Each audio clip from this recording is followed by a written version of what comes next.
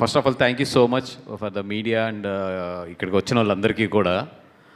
ఎందుకంటే నిన్నో ఫంక్షన్లో కనిపించాను, మళ్ళీ ఈరోజు ఫంక్షన్లో కనబడుతున్నాను, నన్ను బరాయిస్తున్నారు. Thank you so much.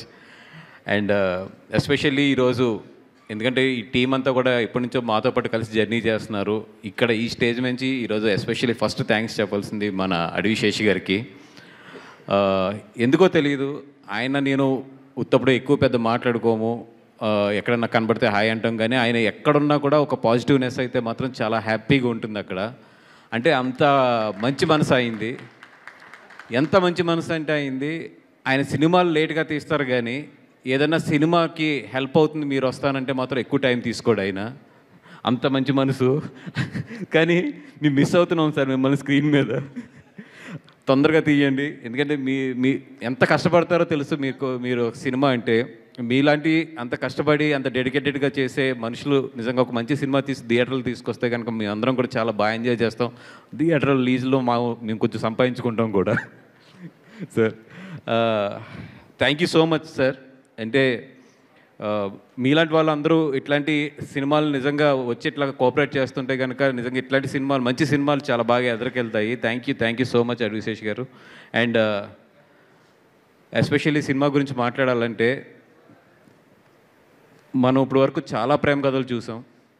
దాంట్లో చాలా సక్సెస్ఫుల్ లవ్ స్టోరీస్ చూసాము, ఫెయిల్ అయిన లవ్ స్టోరీస్ చూసాము. ఎక్కడో పుట్టిన రోమియో జూలియట్ని ఇక్కడ కూడా చాలా పెద్ద హిట్ చేసాము. అలాగే ఎక్కడో పుట్టిన లైలా మజ్ను లాంటి కథలను కూడా ఇక్కడ చాలా పెద్ద హిట్లు చేసాము. మన పక్కన ఇల్లందులో పుట్టిన ప్రేమ కథ ఇది. ఇది ఏదో ఒక రచయిత రాసిన కథో, లేదంటే ఇది ఏదో ఒక క్రియేటర్ క్రియేట్ చేసిన కథో కాదు. ఇది స్వచ్ఛంగా ఇక్కడ తెలంగాణలో ఇల్లందులో జరిగిన ఒక ప్రేమ కథ.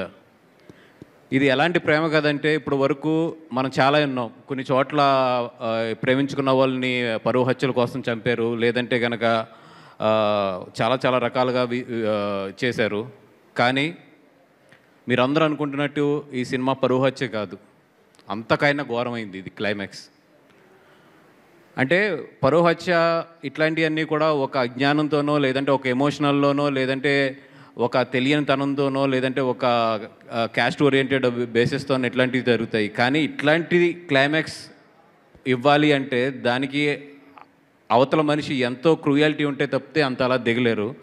అంటే ఇది ఎందుకు చెప్తున్నానంటే నేను సినిమా చూసి 2 రోజులు నిద్రపోలేదు ఈ క్లైమాక్స్ చూసిన తర్వాత. అంటే రాంబాయ్ నా మైండ్లో వెళ్తూనే ఉంది. నిజంగా చెప్తున్నాను, ఈ సినిమా చూసిన వాళ్ళు, క్లైమాక్స్ చూసిన వాళ్ళు మాత్రం 2 రోజులు మాత్రం రాంబాయ్ మీ మైండ్లోంచి వెళ్దు. అంత ఇంపాక్ట్ ఉంటుంది ఈ సినిమా క్లైమాక్స్ మాత్రం.